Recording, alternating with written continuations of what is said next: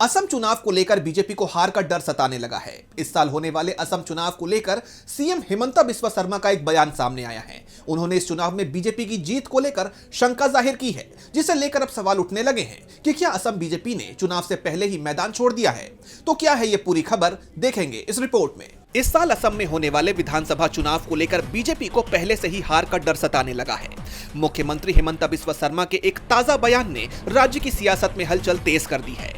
दरअसल सीएम हिमंता बिस्वा शर्मा ने कहा कि जब हम बीटीसी चुनाव ही हार गए तो विधानसभा चुनाव कैसे जीतेंगे। मुझे नहीं लगता कि हम यहां जीत पाएंगे। राजनीतिक जानकारों का मानना है कि चुनाव से ठीक पहले मुख्यमंत्री का ऐसा बयान कहीं न कहीं उनकी हताशा को दर्शाता है और इससे जाहिर तौर पर असम बीजेपी का मनोबल गिरेगा। सवाल यह भी है कि क्या बीजेपी के अंदर सब कुछ ठीक नहीं है, क्योंकि चुनाव से पहले ही बोडोलैंड की 15 सीटों पर जीत का भरोसा खोना बीजेपी के लिए एक बड़ा झटका माना जा रहा है। एक तरफ मुख्यमंत्री का ये बयान उनके हार के डर को उजागर कर रहा है, तो वहीं दूसरी तरफ उसकी बेचैनी और बढ़ गई है जब कांग्रेस ने असम फतह करने के लिए अपनी पूरी ताकत झोंक दी है।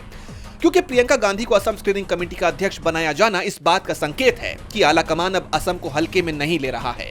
वहीं 16 जनवरी को राहुल गांधी ने असम कांग्रेस के नेताओं के साथ बैठक की है, जिससे कांग्रेस खेमे में भारी उत्साह देखा जा रहा है। खुद के दम पर चुनाव जीतने का आत्मविश्वास खो चुके मुख्यमंत्री हिमंता बिस्वा शर्मा अब गठबंधन सहयोगियों के पाले में गेंद डाल रहे हैं। पिछले बीटीसी चुनाव में हाग्रामा मोहिलारी की बीपीएफ ने बीजेपी को करारी शिकस्त दी थी।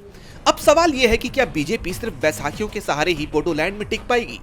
मुख्यमंत्री का ये बयान और कांग्रेस की बढ़ती घेराबंदी ने यह साफ कर दिया है कि इस बार असम की राह बीजेपी के लिए मुश्किल है। डीबी लाइव की रिपोर्ट।